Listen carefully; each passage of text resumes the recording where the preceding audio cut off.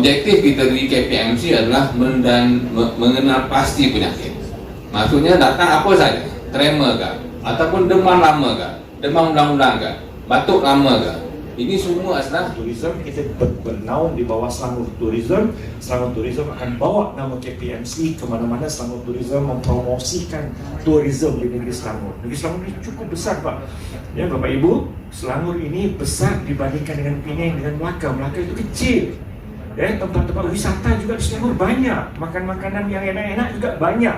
Cuma promosinya kurang. Mari kita dengarkan.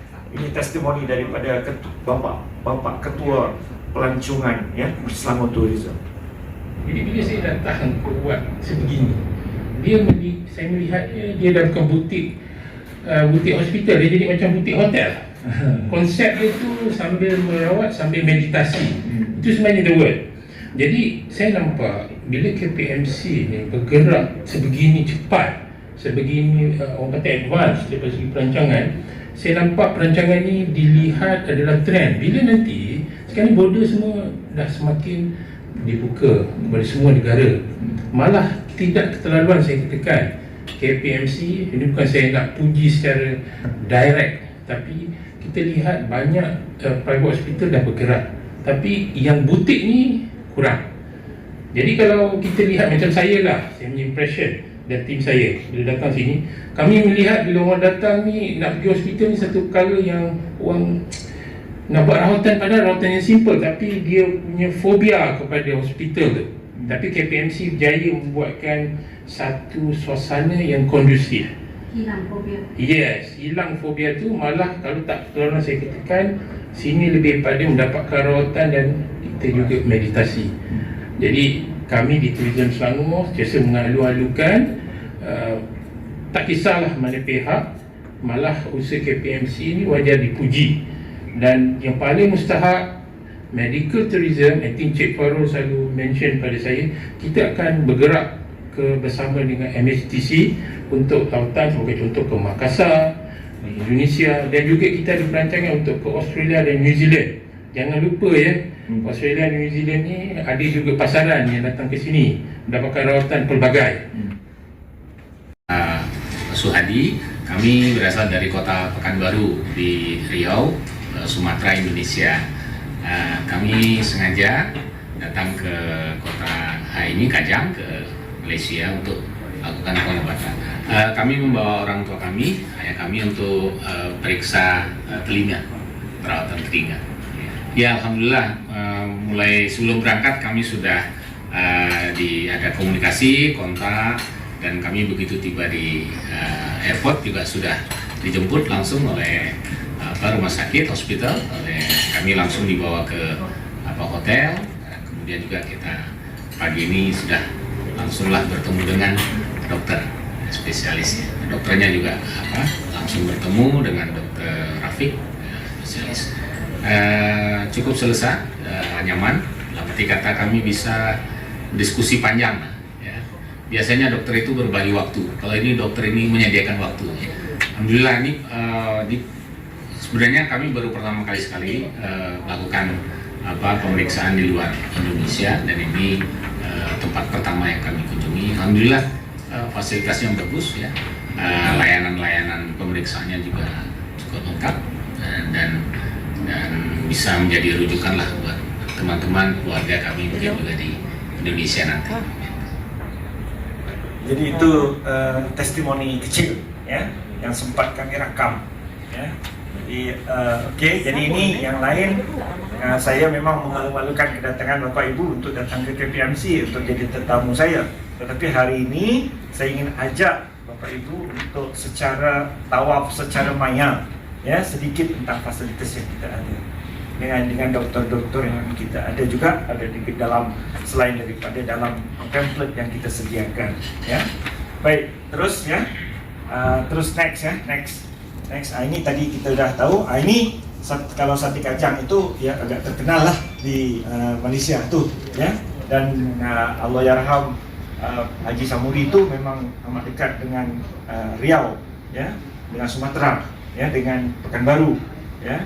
Jadi kami juga adalah panel kepada kumpulan grup sate kacang ini IOI Mall ini adalah yang saya bilang tadi, mall yang cukup besar ya, cukup besar IOI. Itu ada daripada hospital ke bandara itu dia di tengah-tengah.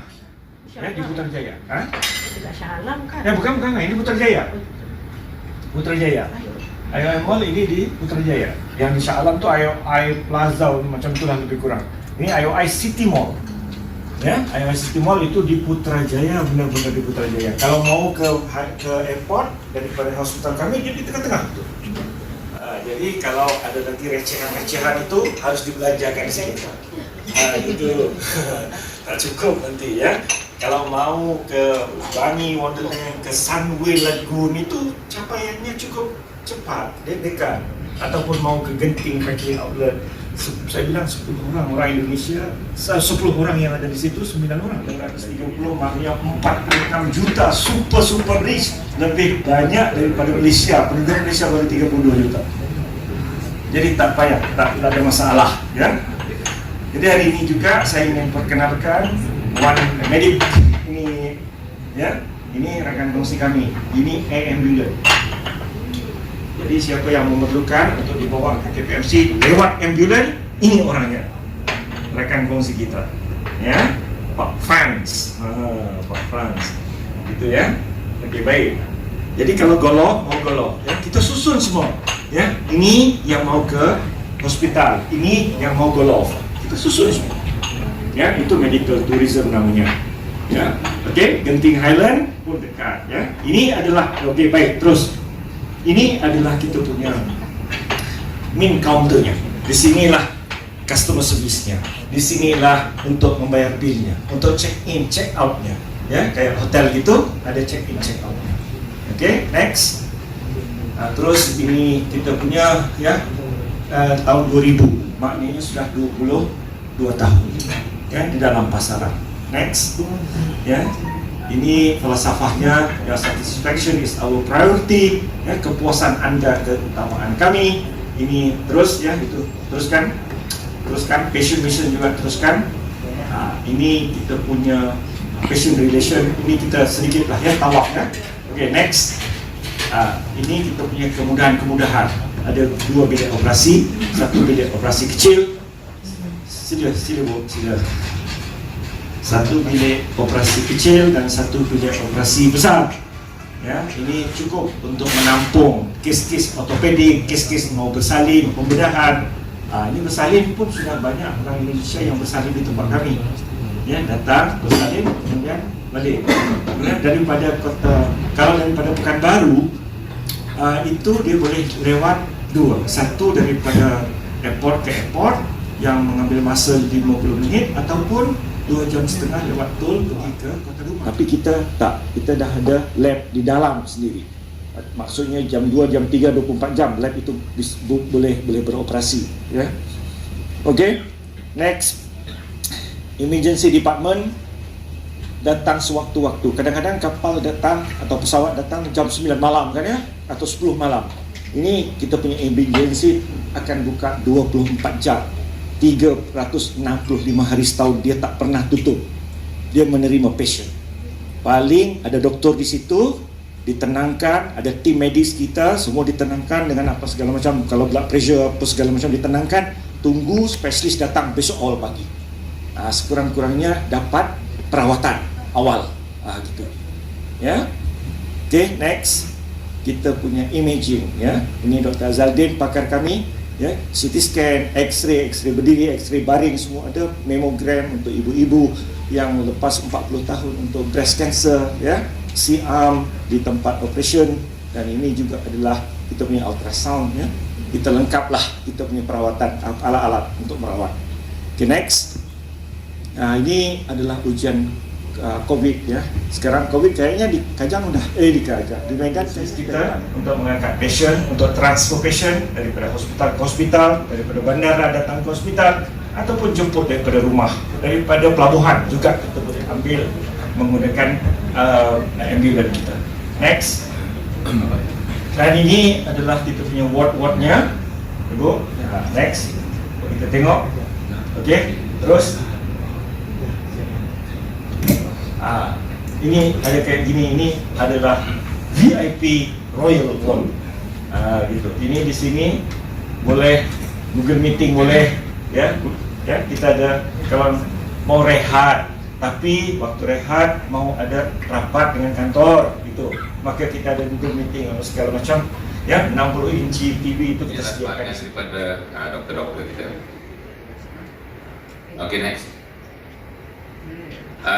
Kita ada 3 ONG, obstetrik dan gynecology. Dokter yang servis yang kita provide, next, termasuklah normal delivery dan cesarean delivery. Kepada yang baru lahir, kita memang encourage, kita memang galakkan, sangat galakkan untuk yang baru lahir dibuat hearing test. Sebabnya selepas daripada bila sudah besar, kita tak tengok development jadi slow, kita pun tak tahu. Kurang-kurangnya kita bila buat hearing test, kita nampak dia punya, kita detect awal dan kita boleh ubatkan awal. Ya, next. Dan juga kita ada menyediakan kemudahan untuk fertility assessment dan treatment, ya, dan pap smear untuk kita detect awal kanker cervix, ya. Next. Dan untuk mereka yang usia lebih 40 tahun, dan kita buat mammogram, dan kepada yang muda daripada 40 tahun kita gunakan ultrasound. Tujuannya untuk detect awal. Dia punya objektif dia adalah untuk early detection ataupun kesan awal, ya. Ini mammogram ultrasound untuk kesan awal breast cancer, ya. Next. Ini kita punya pakar kanak-kanak. Ada 2 orang, next. Selalunya dia berkolaborasi rapat dengan pakar-pakar ONG, ya. Ini pakar daripada medical internist, internal medicine, saya dan juga Datuk Zul. Next.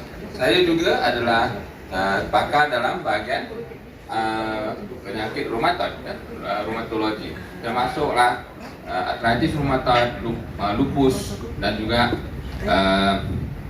apa namanya, asam apa? Gout, ya, gout atau asam urat. Asam urat, ya, asam urat. Okay, next. Ini adalah antara package medical screening yang kita sediakan, ya. Yang pertama, yang tu adalah yang paling penting. Sebabnya dengan screening yang pertama, barulah kita akan tengok apakah masalah-masalah seterusnya, ya. Dengan pengambilan semudah ambil darah, X-ray dan juga pembuatan ECG, kita akan menjurus ke mana, ya, menjurus ke mana penyakit yang kita tengok untuk kita kesan awal tu, ya. Dan package yang lain ni termasuklah yang ada yang package untuk ultrasound, ada yang package untuk kanker mata, next. Dan juga ada yang kita sediakan package yang lebih besar yang akan termasuk juga CT scan, paru-paru dan sebagainya, ya. Next.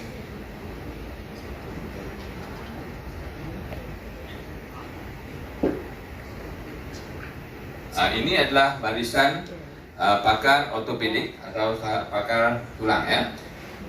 Next. Yang Dr. Abdul Rauf adalah dia lebih spesialis kepada menjurus kepada total knee replacement, tukar tulang lutut, total hip replacement. Kebanyakannya pesakit-pesakit yang ortopediknya selain daripada kecemasan, akut emergency macam patah, accident sebagainya, ramai yang masalahnya sakit lutut kronik, ya, dan sakit pinggul kronik, jalan susah, dan juga sakit belakangnya kronik, ya. Kadang-kadang kalau kita tengok yang jalan pun bongkok-bongkok, ini semua benda kita kena lihat. Semudahnya dengan X-ray awal, dan kita boleh lihat sama ada kaki itu, lutut itu adalah osteoarthritis yang kronik yang perlu dicucuk atau perlu ditukar sendinya, ya. Next. Ini adalah apa yang itu, Pak, ya. Ini antara yang Dr. Rauf buat tentang lutut. Masalah yang lutut tu yang mana bila sudah difisiokan, bukan yang ni, yang gambar yang 3 tadi. Yang sudah difisiokan, yang sudah dicucuk ubatnya, ya. Dan nak tengok bila lihat di X-ray masih lagi tidak ada perubahan, jadi kita boleh offer untuk membuat surgery, ya, pembedahan. Kan kalau untuk ni yang teruk, yang teruk, osteoarthritis yang teruk, bila kita buat X-ray macam ni, ini nak cocok pun tak boleh, kan? Nak cocok pun tak boleh, kan? Jadi yang ini selalunya kita offer untuk next, untuk surgery, untuk tukar dia punya kepala lutut, ya. Next, ni dalam bilik pembedahan, ni lah antara yang dia buat, ya. Okey, balik pada presentasi. Okey, next. Yang screening yang dibuat di bawah patah tulang adalah dipanggil knee pain clinic, yang kita akan lihat apa masalah dan kita identify dengan diagnose dan kita offer apakah pengobatan yang terbaik untuk pesakit tersebut, ya. Next. Ini barisan surgeon kita. Next.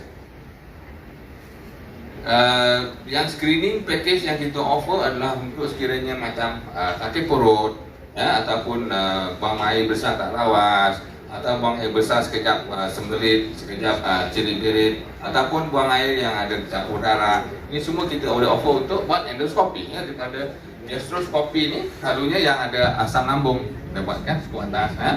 Kalau yang buang air besarnya ada darah, itu kita offer untuk buat kolonoskopi. Boleh buat dua-dua untuk package, kan, yang skup atas dan skup bawah, ya. Yang ini adalah untuk kita screen sakit kolon kanser, ya, hemorrhoid ataupun irritable bowel syndrome, ya. Next. Ini adalah barisan ENT atau THT. Nanti Dr. Rafiq akan cerita lebih lanjut. Next. Ini adalah screening yang kita buat. Ini banyak orang yang tak perasan, yang dengkur malam, ya. Itu sebenarnya kadang-kadang ada masalah skup. Terutamanya bila dia dengkur, lepas tu dia berhenti, lepas tu dia terjaga tapi dia tak sedar. Ini dia panggil sleep apnea, ya. Yang ini adalah kalau di bahagian medikalnya banyak masalah, akan hypertension, diabetes, ini semua akan bersangkut-sangkut hanya semudah sleep apnea ataupun masalah tidur. Jadi kita offer untuk screen. Lepas tu barulah kita tengok apa masalah, baru kita akan buat cadangan untuk apa yang perlu dibuat seterusnya, ya. Next. Ini Dr. Azadin, macam yang Dr. Datuk Saroni beritahu, kita punya radiologis. Next. Ini adalah antara yang program-program yang kita offer untuk di screen, ya. Ultrasound daripada atas untuk lihat hati, empedu, limpa, buah pinggang, dan ke bawah sikit tengok pangkal rahim, dan sebagainya. Daripada situ kita boleh buat awal detection, ya, untuk penyakit-penyakit yang berkait. Next. Ini adalah kita punya pakar bius, ya. Dan mereka ni selalunya ada di operation theater ataupun di ICU, ya. Next. Ini adalah kita punya fisioterapis.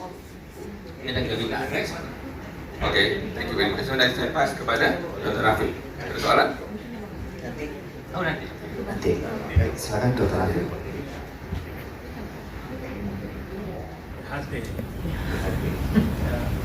Taka, ear, nose and throat. You know that ear, nose and throat is very sensitive organ. Meaning to say that if something happens in the nose, then you will be disturbed. If your hearing is reduced, you will be paralyzed. You will be isolated from the world. You cannot do your job. Yeah. And so for ENT, I am working in KPMC since last 1 year. Before I joined KPMC, I worked at certain places, certain countries like Saudi Arabia, India, and since last 20 years, I am in Malaysia. I worked in one of the university as well as a senior lecturer, International Medical University. My main interest of subject is something like otology. Otology is ear, klinger. Yeah, so I did so many surgeries and get expertise in doing this ear surgery, like endoscopic ear surgery. I am trained in Australia. Hysterectomy, ossiculoplasty. Then even I am trained for cochlear implant as well. But cochlear implant needs bigger setup. so we are not doing. But otherwise, I am doing more rhinological surgeries like endoscopic sinus surgery and balloon sinuplasty. That is a recent and advanced technique that we use for particularly sinusitis. And that one is bloodless, and within a day patient can move around. Then throat is something like, lot of people, they have this obstructive sleep apnea and snoring, we call dekur. Okay? So patient has some obstruction inside the oral cavity and nasopharynx. So we do OSA surgeries as well. And in the throat, you know that we have tonsils. So we have lot of children, they get this tonsillitis, and even adults. So we are doing this tonsillectomy by using, you will see later, this harmonic scalpel, that is most advanced. That patient get less bleeding, no pain, and faster as well.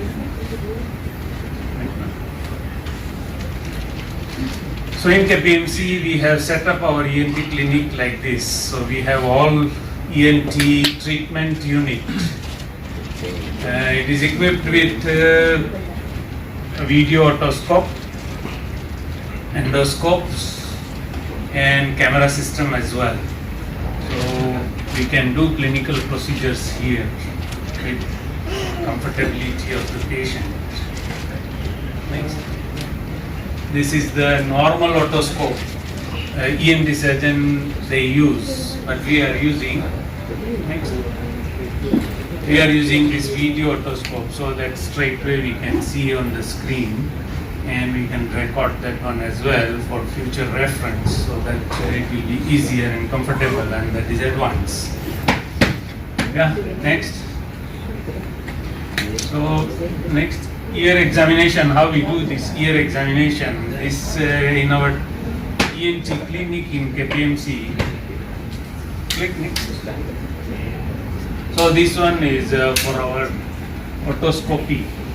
Yeah, video otoscope, so that you can see the picture like this. And this is the microscope what we use for our ear examination. So what we treat for ear, apa masalah macam di telinga ke, what are the conditions that patient will have, we entertain. Next.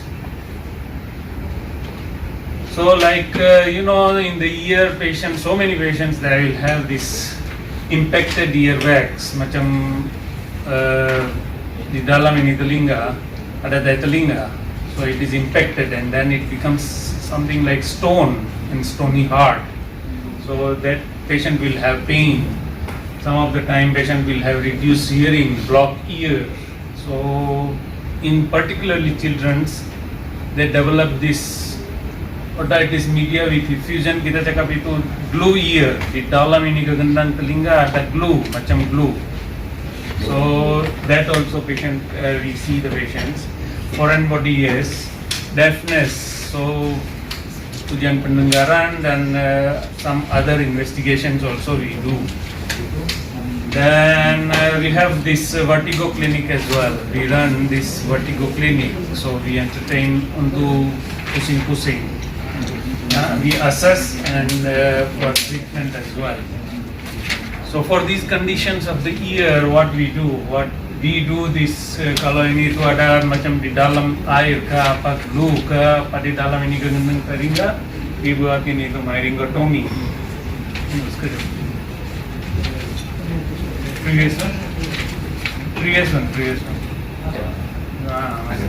Myringotomy, then endoscopic myringoplasty, tympanoplasty, mastectomy, then vertigo assessment, audiological tests, and those who have this very hard to hear, so kita again into hearing aids. Next, so we see what these conditions I explained here. We see in pictures how it looks like when we see in our clinic, because we are using this endoscope to see the condition. Click on. So this one is macam we pakai itu endoscope macam begini, and then we see the ear. This is gagandan telinga, ini normal. Next one is acute otitis media. Ada air macam di dalam ini telinga gagandan, so it is bengkak, macam it's swollen and red. So when it is remaining for longer time, patient may get this pus collection inside the gagandan. Macam you can see the pus di bawah ini. And this one is air bubbles. Sometimes the water inside the ear, it moves and creates bubbles. So we can see the bubbles. We call secretory or blue ear. This one is the gendang macam di dalam ini. So retraction. Next. More ear conditions like ini foreign body, batuk, then kayak ini itu telinga, ini otitis external. Yeah. So these mainly those patients who have discharging ear for long time, they may have this lubang di dalam gagandan, itu perforation. So we examine here and then later we do this endoscopic myelingoplasty, which is more convenient, easy, faster and less bleeding. And these all are cholesteatoma. Kita cakap ini itu cholesteatoma, ini itu makan tulang di dalam, ada penyakit jangkitan kuman di dalam ini gagandan telinga di atas. So that one is we call cholesteatoma. For that we have to do this mastectomy. Okay, next. Okay, click this one. This is just for the procedure what we do endoscopically, pakai endoscope, and then we do this procedure for ada di dalam ini air. So we put endoscope and then cut it. This one also.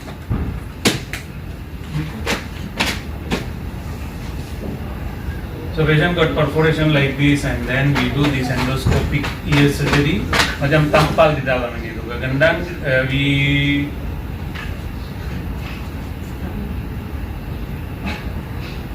after this one, you know, this we puncture the drum and then we through suction and then remove the fluid inside.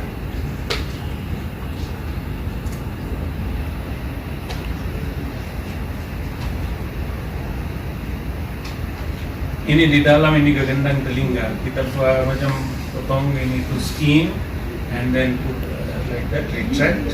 And then we see inside, kita letak itu ada macam kulit di dalam ini, and then it will be closed.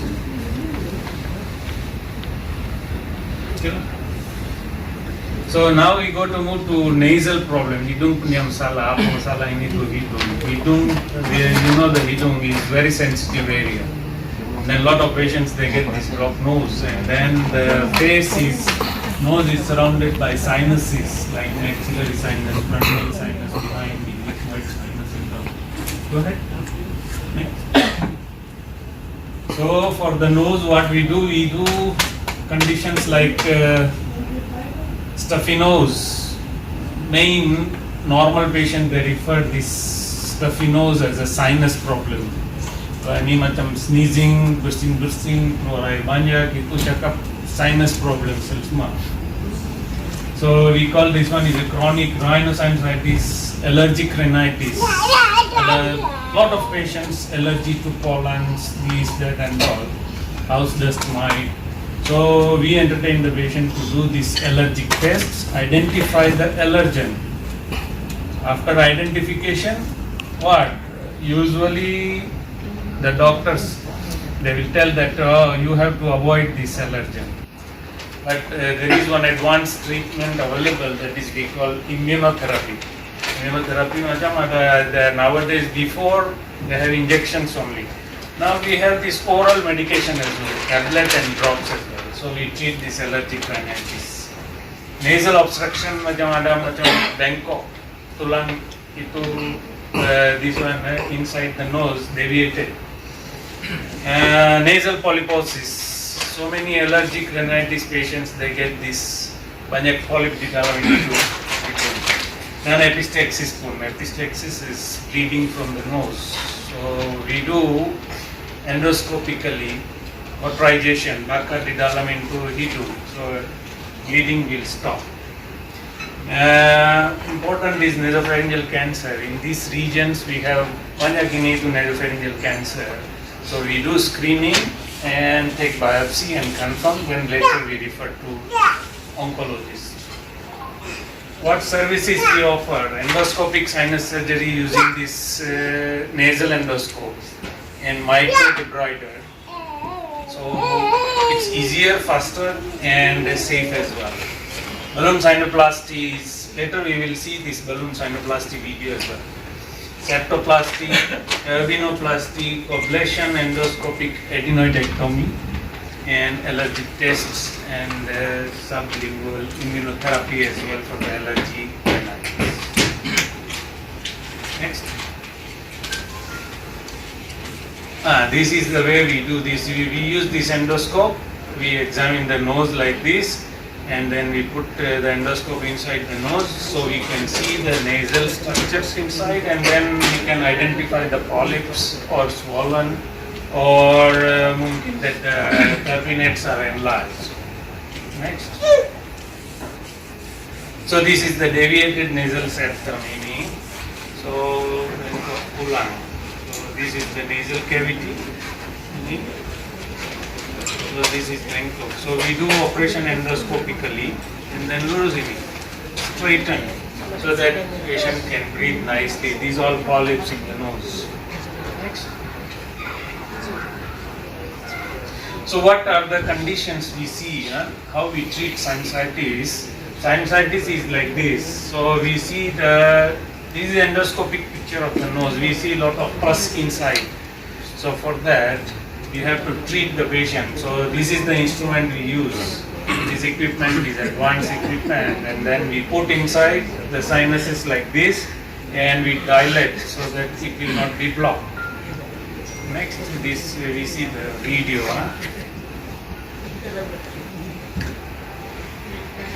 Nasal conditions. Again, these are the nasal conditions we see in picture. Endoscopically, we look for the sinusitis, deviated nasal septum, Vanjagini macam polyp di dalam hidung. All these are the polyps, and like this one is allergic rhinitis. Okay. So this is the balloon sinuplasty we do at our center using this balloon. So balloon we will push the balloon inside. It's going inside. Madam, near us. The picture will come out clear. That will show that the light is seen on the forehead, madam, near us. So we confirm. Then we push the balloon inside. Dilate. Like this. You can see the picture here. So this is seen the light on the forehead. Di sini.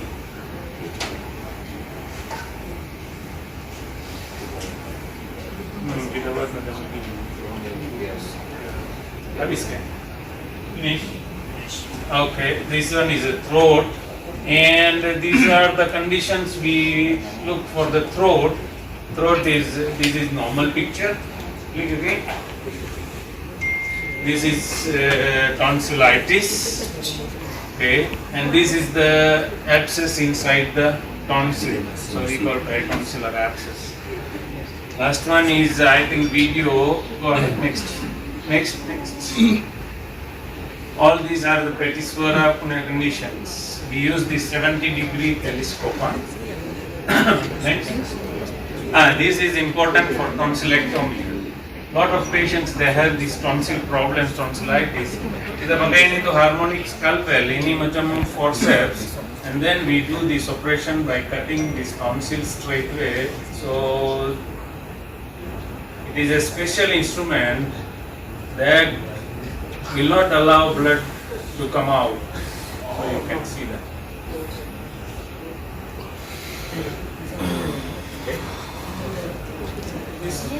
Oke, baik, terima kasih Dr. Rafiq, dan sebelum thank you so much. Sebelum kita lunch makan siang, saya berikan 3 pertanyaan saja yang Daripada THT, 2 ini memang kepakaran KPMC unggulan. Jadi apabila sudah unggulan itu, kami berani bawa untuk mengambil pasien dari luar negara. Itu sebenarnya. Tapi di samping memang dari kajian kita, memang apabila kita bawa ortopedik ke Pekanbaru kemarin, ramai pasien-pasien yang datang untuk bertanyakan itu, bertanyakan ini, terutama mereka ya, lelaki dan perempuan khususnya yang tidak makan kalsium. Bapak Ibu ya, yang lebih daripada 35 ke atas kalau tak makan kalsium, terutama ibu-ibu yang sudah melahirkan, pasti akan ada masalah ortopedik. Ya, saya juga paksa istri saya pakai 1000 ml 2 tablet pagi, 500 malam. Medical officer yang apa ni, yang menangani. Tetapi sewaktu mereka sampai ke hospital swasta, ekspektasinya pasti pakai. Sebab itulah kenapa biaya itu lebih mahal, karena pakar nak jadi pakar di Indonesia cukup sulit. Mesti ada pengalaman, mesti ada belajar lagi, barulah mereka boleh bergelar pakar. Sudah berapa banyak Pak orang? Kita seperti yang saya bilang tadi, kita kan baru menonjolkan diri untuk kita promosi kepada medical tourism. Setelah kita punya kampanye semua sudah memadai, jadi memang belum ramai lagi. Saya rasanya kalau orang Indonesia yang di Malaysia itu sudah ramai, karena masyarakat Indonesia yang duduk di Malaysia itu bukan sedikit, bukan kecil Pak. Kalau yang melahirkan itu, KPMC ini cukup terkenal untuk masyarakat Indonesia melahirkan itu kan, karena masyarakat Indonesia yang tinggal di Malaysia kalau melahirkan di rumah sakit pemerintah biayanya jauh lebih mahal, uang DP-nya juga tinggi, tetapi di tempat kami tidak. Ini tadi dia tak ada booking, tak ada apa. Pagi tadi saya kira kan ada dapat laporan. Tadi dia bilang ada satu warga Indonesia, dia tak pernah checking, tak pernah apa, tiba-tiba datang ke tempat kami melahirkan. Tak boleh cara biasa. Dia pun tak tahu, rupanya dalamnya twin. Dua orang. Dalamnya 2 orang. Akhirnya tak boleh keluar cara biasa, bedah. Ya, mereka tak pernah pun datang jumpa doktor, tapi kami terima. Tadi ada ortopediknya. Oh, ada ortopedik, juga ada yang lain juga ya. Kalau surgery ya, kita ada ya, kita punya dia. Kira-kira setelah promosi ini kita targetkan berapa banyak Pak pasien yang datang setelah promosi di sini Pak? Setelah promosi Di sini kira-kira berapa? tergantung kepada Bapak Ibu ejen ya. Tapi ada orang bilang, dia kata waktu kami di Pekanbaru, dia kata saya takut nanti hospitalnya tak muat, dia kata. Tapi kita okey aja. Nanti kalau tak muat, nanti tahu kita macam mana nak selesaikan masalah. Satu lagi, Bapak Ibu ya, kerana pakar ya, kerana kita pakarnya memang pakar yang hebat-hebat kan ya. Jadi kalau dia hantar ke tempat kami, kalau kami tidak dapat tangani, kita boleh jadi referral kepada hospital lain yang kita tahu kualitinya Pak. Itu penting itu. Daripada Bapak Ibu datang sini langsung, Bapak Ibu tak ada pengalaman siapa-siapa, cuma marketing aja. Tapi kalau kita bawa kes-kes ortopedik dan kita lagi penuh, lagi itu emergency, pakar ortopedik kita ini temannya, anak-anak muridnya ada di hospital lain yang boleh direferkan. Nah ini yang kita harus paham. Terima kasih. Assalamualaikum warahmatullahi wabarakatuh. Selamat siang. Saya Tengku Maya ingin bertanya. Kalau di Indonesia itu rumah sakit ada tipe A, B, C. Kalau boleh tahu, kaca ini di sana tipenya apa? Terus yang kedua, orang Medan ini suka membandingkan untuk Apple. Nanti kan kita akan bandingkan dengan yang ada di Penang dengan yang di Malaka. Kalau boleh kami tahu, menurut Dato, KPMC ini sebanding dengan apa yang di Malaka dan di Penang? Terima kasih. Ya. Kita Bapak Ibu ya, di Malaysia itu ada standard, kerana hospital ini is highly regulated. Ya, lesen kami juga setiap 2 tahun. Kalau tak mengikut spek pemerintah, tutup. Setiap 2 tahun pasti dilawati, dicek sehingga itu ruang untuk ditolak pasien berapa kurang 1 inci pun ditutup, tak boleh, pecah. Liftnya kurang 1 inci, pecah. Jadi sampai begitu sekali. Tapi yang saya nak bagi tahu tadi, saya ulang lagi sekali, patient harus memilih doktor mengikut kepakaran. Itu yang penting. Tipe pada kami tidak mustahab, kerana tipe di sana berapa yang 50 katil ataupun ranjang ke bawah ataupun 100 ke atas, itu tak mustahab. Tapi kalau melihat kami punya konsep ialah butik. Butik kayak hotel kan kita biasa kan, butik hotel dengan yang besar-besar kan beda kan. Kadang-kadang yang kecil itu butik tapi harganya mahal. Ya, kayak di Bandung banyak butik hotel itu. Ya, tapi kecil-kecil. Ya, kalau kita kan kalau hotel ya kalau bukan Hilton, kalau bukan Holiday Inn itu bukan hotel. Begitu. Tapi beda konsepnya. Yang waspada. Media. Ya. Sesuai dengan topik yang mau saya tanyakan ini kan, jangan sepelekan penyakit di hati ya kan. Kalau sepengetahuan saya ini masyarakat ini banyak sekali yang sangat sepele terhadap THT. Kalau disepelekan THT ini, mungkin dampak dan risikonya terhadap itu kesehatannya itu seperti apa? Itu yang pertama. Yang kedua, apa yang ditawarkan Kajang Belajar Medical Center ini kepada masyarakat Medan supaya mereka berobat sehat? Lebih penyakit. Yang ketiga, sejauh ini ada berapa banyak masyarakat Indonesia khususnya Medan itu yang berobat di hati besar? Terima kasih. Ya. Sekaligus mungkin. Besok Sugierto. Saya kenal tuh, Sugierto. Jadi apa yang ditawarkan, ya, apa kebutuhan, kami coba adakan. Itu dia punya konklusi. Kalau kami tawarkan, kami daripada bandara kita sudah ambil. Kalau yang mendampinginya mau ke mana-mana, kita hantarkan. Kalau mau ke, tergantung kepada budget. Kalau mau hotel yang bawah ada, yang tengah ada, yang tinggi ada. Kami adakan bersama, kita ada MOU. Kalau langsung harganya lebih mahal. Kalau melalui kami harga business to business. Nah itu kita bisa urus. Kalau mau shopping, kita hantar. Ya, tim kita lengkap untuk itu. Karena inilah sebagian daripada medical tourism. Kalau medical saja medical, tapi ini medical tourism. Jadi asasnya adalah wisata. Jangan tunggu yang sakit yang sudah parah. Kalau sudah parah tak bisa apa-apa. Tapi kalau yang sedikit-sedikit cek doktor.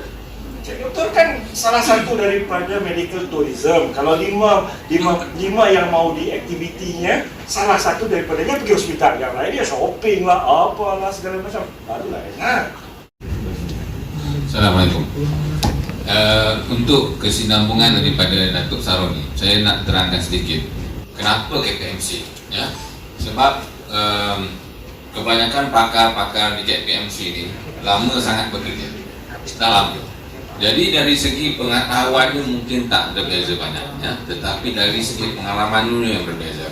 Bila ada pengalaman itu, maksudnya networking pun lebih besar. Jadi macam contoh yang Tremor kita di KPMC, sebab kita pengalaman tu banyak, jadi tremor tu bukan sahaja Parkinson. Tremor tu ada macam-macam sebab lain. Jadi apa yang kita buat di KPMC, walaupun saya pakar rheumatologi. Rheumatologinya samanya dengan penyakit jarang sekali.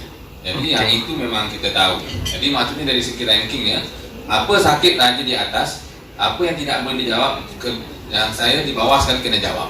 Macam tu. Jadi refer kepada macam-macam orang, tapi akhirnya saya yang kena jawab. Contohnya macam tu, kenapa saya beritahu, tujuan kita, objektif kita di KPMC adalah mengenal pasti penyakit. Maksudnya datang apa saja, tremor ke, ataupun demam lama ke, demam ulang-ulang ke, batuk lama ke. Ini semua adalah simptom. Jadi kita di KPMC, semua kita pakar di situ yang berpengalaman, nak mengenal pasti penyakit, baru kita menjurus kepada treatment. Nampak? Itu yang objektif yang sangat-sangat penting yang kita perlu pertekankan. Kenapa KPMC? Contohnya tadi saya boleh jawab untuk Dr. Rafiq. Kenapa ENT atau THT di KPMC. Sebabnya pengalaman. Jadi macam saya cerita di awal sidang tadi ya, di sidang radio, penyakit macam batuk contoh, mungkin daripada asam lambung, mungkin daripada sinus, mungkin daripada paru-paru yang masalah, mungkin daripada jantung yang masalah. So yang mana satu? Yang itu yang disturi kita di KPMC kenal pasti. Kalau disebabkan oleh sinus, kita akan bawa Dr. Rafiq masuk. Kalau disebabkan oleh paru-paru, saya masuk. Atau jantung, saya masuk. Kalau disebabkan oleh asam lambung, surgeon masuk. Jadi macam-macam. Nampak? Jadi itu kenapa kita nak bawa THT di sini bukan satu. Masalahnya penyakit yang kronik itu kadang-kadang tidak dikenal pasti. Contohnya kenapa di Pekanbaru kita tekankan ortopedik. Bukan di Pekanbaru, kita mau tekankan itu di seluruh Sumatera dan Indonesia, bahwa penyakit itu tidak kenal pasti. Apa yang saya faham masa saya di Pekanbaru adalah penyakit kronik ini tidak disepelekan ya. Maksudnya tidak diambil indah. Contoh, saya berjumpa dengan pesakit-pesakit di sana selepas mereka exercise. Soalan-soalan seperti, saya sudah makan ubat darah tinggi 1 bulan, kenapa darahnya tidak turun? Ini, saya sudah cocok di sini, kenapa sakitnya tidak hilang? Sebabnya macam contoh macam katalah hypertension atau diabetes, itu kan penyakit kronik. Jadi maksudnya tujuannya makan ubat itu adalah makan ubat yang sangat lama supaya apa tujuannya? Contoh diabetes, contoh hypertension, contoh kolesterol tinggi. Tujuannya adalah diberi obat supaya maintainkan normal, supaya organ-organ besar seperti di otak tidak stroke, organ di jantung tidak sumbat, tidak ada jantung lemah, dan di ginjal tidak rosak. Ini tujuannya. Jadi kita di KPMC menekankan apa maksud treatment dibuat, apa penyakit, apakah treatment yang dibuat dan untuk apa. Ini kenapa saya kata jumpalah pakar yang berpengalaman. Knowledge-nya lebih kurang serupa kepada mana-mana center pun, tapi pengalamannya mungkin berbeda. Ya. Jadi itu macam yang tremor, kita kena pasti dulu, adakah tremor daripada otak atau di luar otak. Contohnya macam itu. Macam tadi yang THT itu, adakah itu disebabkan oleh dalam paru-paru, luar paru-paru seperti di atas, sinus ataupun resdo, ataupun daripada jantung. Ya. Jadi benda-benda macam ini yang saya kata itu yang kita offer di KPMC. Boleh? Ya. Siap.